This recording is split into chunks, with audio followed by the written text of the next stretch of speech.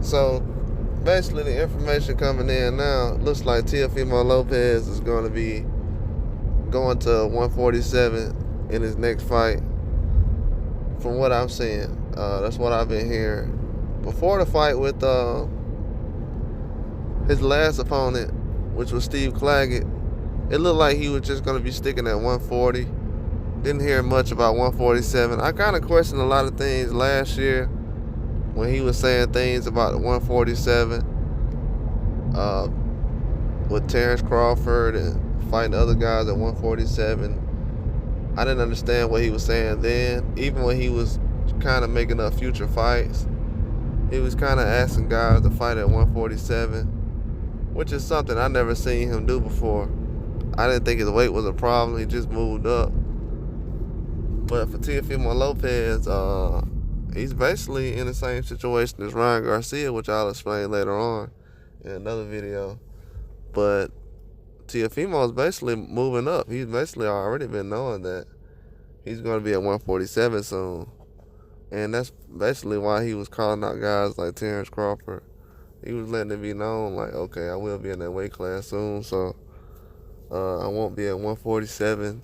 I'm at 140 that long. I'll be going to 147. Because Bob already known that he was thinking about going to 147. He's talking about Teofimo Lopez fighting Brian Norman. I didn't hear Teofimo say anything about trying to be undisputed at 140, so that kind of makes a lot of sense. Didn't hear anybody mention that either. So definitely makes a lot of sense. He's re-signing with Top Rank, so they would know. And I heard somebody say recently, oh, they're not re-signing with Teofimo. He just did an extension a couple years ago. Bro, the extension ended, bro. Teofimo said out his own mouth that his contract ends in 2023. He just said this last year. He just said that. He just said a whole bunch of things leading up to the reason why his contract's coming up. This is old news. I knew this last year. Yeah, he absolutely is a free agent along with Shakur Stevenson, but he's not going to be leaving Top Rank. That's why nobody's asking right now where he's going, because he's not going anywhere.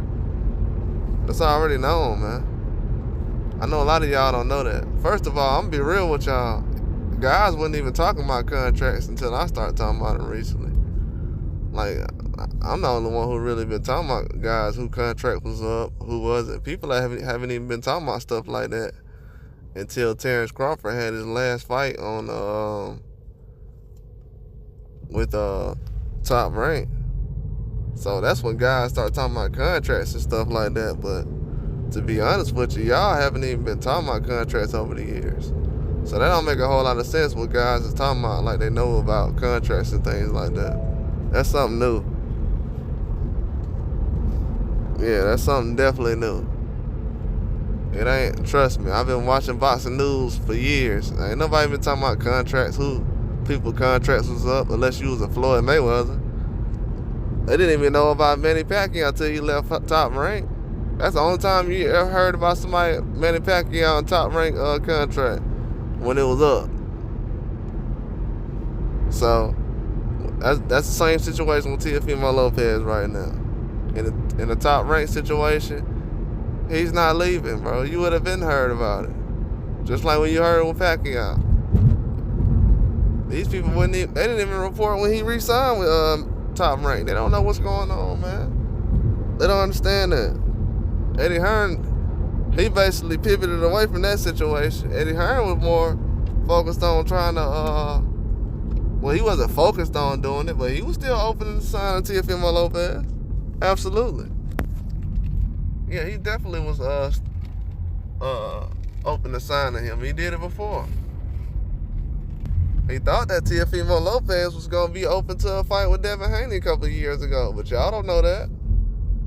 When Teofimo was over there with the Zone, it was already getting mandated. It got mandated like around the same time as that fight. So we seen what happened. He couldn't beat Kambosos, and things moved along. But yeah, that was definitely a whole situation that happened. So Teofimo's always been in the driver's seat But I didn't hear him talking about 140 recently, so I haven't heard a lot of people saying that. And that's just being honest. I haven't heard a lot of people saying about 140 recently. About Teofimo being undisputed, everything else, going for undisputed, trying to unify. I know he tried to fight Matias. One thing I will say about Teofimo though, he doesn't really run away from smoke unless it's like somebody like Devin Haney or something. Cause just in my mind, it look like Devin Haney ain't in the plans as far as what he has going on. I don't know what the situation is, but you know, it is what it is at this point. But yeah, he's open to most fights though. I know he had a situation where he tried to fight Tank Davis, and a rehydration clause thing went down.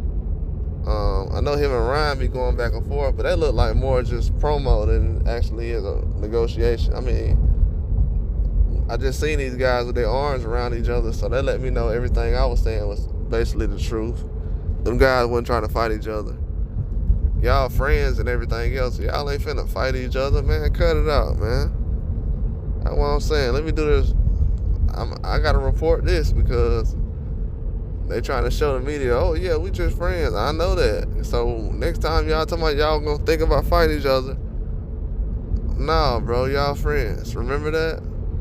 So from now on, y'all friends. Don't try to do all the, oh yeah, but I'll fight him. Nah, I'm not trying to hear it.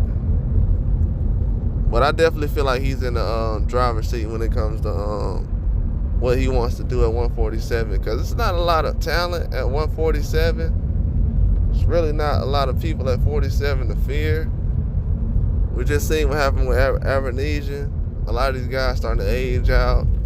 They're not really at that level when it comes to skill, the power, and it's just a whole nother level now. You're going against guys like Bruce Ennis, you're going to have trouble. So at 47, it's not an easy weight class. You still have to have a lot of power at 47 and speed. It's not like 35 and 40. You can get away with some things at 35 and 40, but at that weight class, you can't get away with a whole lot. Definitely not gonna be easy. But with Teofimo Lopez, I see him moving up to 147 next fight though. Definitely. If it's not his next fight, it will be very soon. But from what I'm hearing, say his next fight though. That's what I'm hearing. And there's been a lot of guys doing that lately.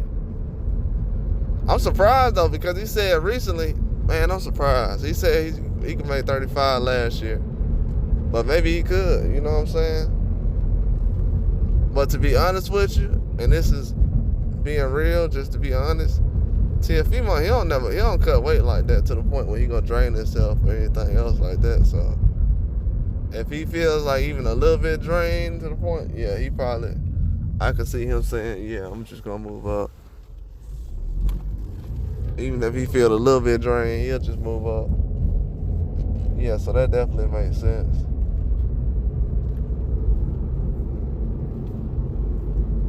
Yeah, definitely makes sense. But I don't know what he's gonna do at 47 right now. You know what I'm saying? I didn't get to see much at 40. A lot of people see, I see boxing a little different than other people do, because a lot of people have seen enough against Josh Taylor. Oh, he did this against Josh Taylor, Lomachenko, I seen enough. I'm like, nah, I haven't seen enough. I don't care how many belts you got, I haven't seen enough until I seen enough. And now people agree with what I was saying. Everybody. You know what I'm saying? They kind of late to the party, but they see now that, yeah, he's not what y'all thought he was at 140. He hasn't had a knockout in years. And that's another thing. People was running around with that stat. I was trying to tell everybody, the 28, the 2 knockouts at 8 fights. Now it's what, 9? Come on, man. That's a stat I was running with the last couple of months. Told everybody. These guys ain't knockout artists like that, man. Y'all just be getting enamored by this certain things. I don't understand that. I don't understand it. The guys who is getting knockouts every fight, y'all saying they ain't fighting nobody. Shoot, these guys ain't fighting nobody either, and they ain't knocking out nobody. Shoot, they ain't knocking out nobody. Anybody. Yeah, so he definitely got to do something at 47 to prove himself still. But to move up at this point, I don't know, man. I don't know. 40 looked like it was causing some trouble. I didn't see enough at 140. To be honest with you, I'm hoping he doesn't leave 140 soon, because that would, I don't know, man. I didn't feel like he was done at 140. Just from what I seen. What he was doing. No, I didn't think he was done with 140.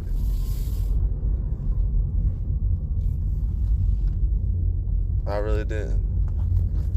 I thought he was doing a good job at 35 before he left. But to go at 140 and then jump to 147 after that Claggett fight, nah. I definitely don't agree with that. Man, if I was him, I definitely would not try to move on quickly past that Claggett fight. That Claggett fight showed a whole lot of stuff that he needs to work on, man. I knew he was gonna be on the back foot like that, but not to the point where it was like that. And Claggett don't got a lot of power. He fought his tail off, though. I told people, Steve Claggett coming to fight. It's definitely going 12. Yeah, some guys, 7 losses, 8 losses, they don't mean nothing sometimes, boy. Hey, some dudes you just can't get up out of there. And he one of them guys. Yeah, so the boss rec was wrong on that guy. But at the same time, you know, man, and that was a sneaky fight. It happens like that. That's why him going up to 47, if you got going up against a guy who's a power puncher, hey, a lot of these guys, they can beat Steve Claggett at 147. Not to say that's a measuring stick, but yeah, he has some trouble trying to compete with a Steve Claggett right now, though. Like a guy who can beat that guy. Yeah, but I think him and Top Rank has a plan, though. Like he said, Bob Arum was furious at his performance, but yeah, I think they have a plan, but he can't get really pushed the way he wants to, because coming off some lackluster performances, he'll do a decent performance, then do a bad one. Decent performance, just inconsistent. And then the last 2 performances have been bad, so yeah, he got to do a lot better. But that's all I got. Like and subscribe.